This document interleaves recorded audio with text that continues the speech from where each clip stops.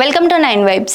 జనవరి 22న అయోధ్య రామ మందిరం ప్రారంభం కానుంది. ప్రాణ ప్రతిష్ఠ కార్యక్రమం కోసం చురుగ్గా ఏర్పాట్లు సాగుతున్నాయి. శిల్పి అరుణ్ యోగరాజ్ చెక్కిన బాలరాముడి శిల్పాన్ని అయోధ్యలో ప్రతిష్ఠించనున్నారు. ఇప్పటికే ప్రజలంతా రామనామ స్మరణలో మునిగి తేలుతున్నారు. రామ మందిర ప్రారంభోత్సవంలో దేశం మొత్తం ఈ కార్యక్రమంలో పాలు పంచుకోనుంది.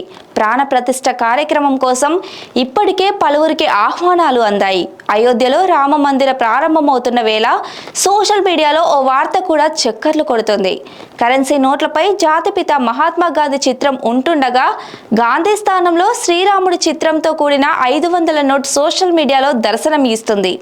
ఓవైపు రాముడు, మరోవైపు ఎర్రకోట స్థానంలో అయోధ్య ఆలయ నమూనా స్వచ్ఛ భారత్ అని గాంధీజీ కళ్ళజోడు ఉండే ప్రదేశంలో రాముడి బాణంతో కూడిన 500 నోటు ఫోటో వైరల్ వాట్సాప్లో అవుతుంది. జనవరి 22న ఈ కొత్త నోటును జారీ చేస్తారనే ప్రచారం జరుగుతుంది. అయితే ఇదంతా ఫేక్ ప్రచారం అని తెలుస్తుంది. ఇప్పటి వరకు కొత్త కరెన్సీ నోటుపై రిజర్వ్ బ్యాంక్ ఎలాంటి అధికారిక ప్రకటన చేయలేదు. 1996లో కరెన్సీ నోట్లపై అశోకుడి స్తూపం స్థానంలో మహాత్మా గాంధీ సిరీస్ను ఆర్బీఐ ప్రారంభించింది. అప్పటి నుంచి కరెన్సీ నోట్లపై గాంధీజీ చిత్రమే ఉంటుంది. గాంధీజీ చిత్రం స్థానంలో రవీంద్రనాథ్ ఠాగూర్, అబ్దుల్ కలాం లాంటి ప్రముఖుల ఫోటోలను కరెన్సీ నోట్లపై ముద్రిస్తారని ఏడాదిన్నర క్రితం ప్రచారం జరిగింది.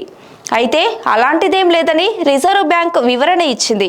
ఇప్పుడు కూడా శ్రీరాముడి ఫోటోతో కరెన్సీ నోటును తీసుకొస్తామని రిజర్వ్ బ్యాంక్ ప్రకటించలేదు. ఆర్బీఐ వెబ్సైట్లో మహాత్మా గాంధీ కరెన్సీ సిరీస్ ప్రస్తావన మాత్రమే ఉంది.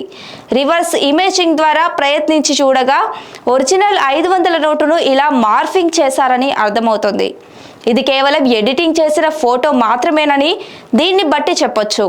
ఈ ఎడిటింగ్ ఫోటోను వాట్సాప్ యూనివర్సిటీ ఫార్వర్డ్ చేస్తుంది. ఫ్యాక్ట్ చెక్ నిర్వహించే ఫ్యాక్ట్లీ సైతం ఇది డిజిటల్గా ఎడిట్ చేసిన నోటు అని తేల్చింది. ఆర్బీఐ నుంచి అధికారిక ప్రకటన వస్తేనే కరెన్సీ నోటుపై శ్రీరాముడు, అయోధ్య చిత్రాలున్న వార్తకు విశ్వసనీయత ఉంటుంది. కాబట్టి ఎడిట్ చేసిన ఇలాంటి ఫేక్ ఇమేజ్లను ప్రజలు నమ్మకపోవడమే మంచిదని చెప్పొచ్చు. మరిన్ని అప్డేట్స్ కోసం చూస్తూనే ఉండండి 9 వైబ్స్.